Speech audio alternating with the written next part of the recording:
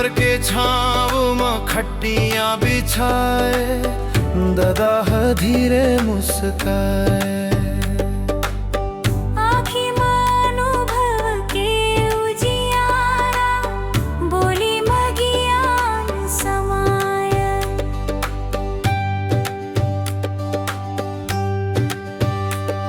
दादा बैठे छाँव में, हाथ में लाठी धर के,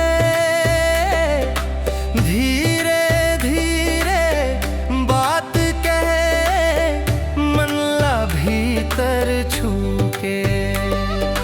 चेहरा में झुरी दिखे, फिर आँखी चमके भारी, जिंदगी के हर मोड़ देखे, अनुभव के पोटली धारी। कहे बेटा धन ना जाही, फिर मान झन बेचव, माटी ले नाता रखव, अपन मूले झन छोड़व।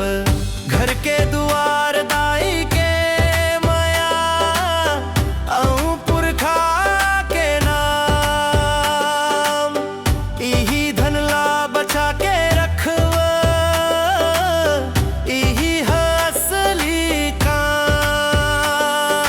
दुनिया बड़े चमक थे, फिर मन का बर थक थे, दादा के एक बात माँ, जिंदगी फिर ले सज थे।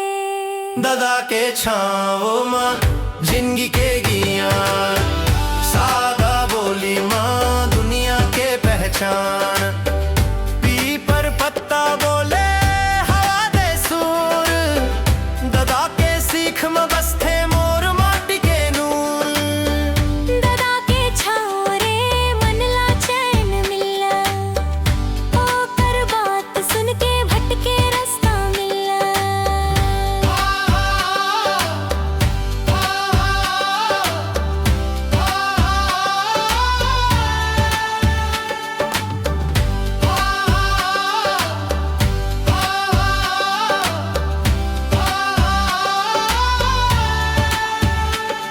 कह मेहनत ले भाग बेझन, पसीना मोती होते, जिन हाथ काम ले जुड़ते, ओ हाथ भाग बनाते। भूख लगही त रोटी मीठ, प्यास लगही त पानी, लोभ बढ़ही त राजा घल्लो, हो जाही अभागी प्राणी।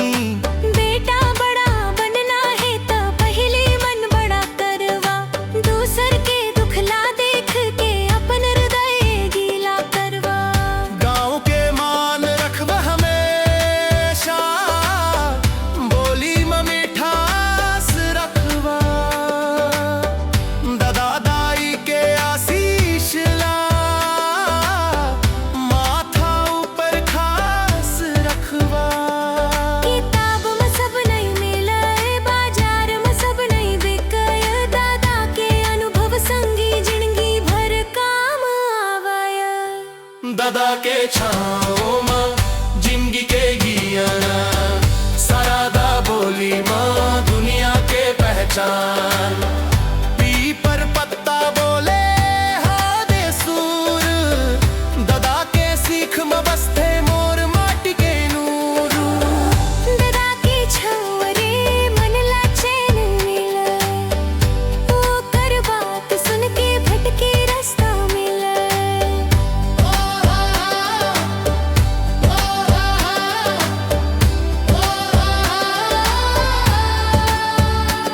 दादा क्या है बेटा, घर बड़े बन जाते, फिर मन छोटे झन हो,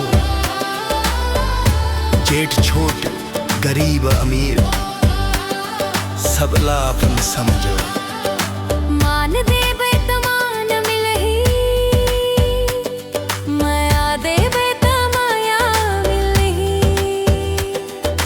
माटी ला माथा लगावे ले, तोर जिंदगी धन्य हो जाही। आज दादा नहीं दिखे द्वार में, खटिया सुनना लागे, पीपर के छाँव पूछे मोला, वो बुढ़का बर नहीं आवे। ओकर लाठी ओकर गमछा दीवार में टंगाए है, ओकर बोली आज घलो कान में धीरे गूंजाए। जब जब रास्ता भूला जाता हूँ, याद ओकर बात आते, दादा के सीख दीपक बन के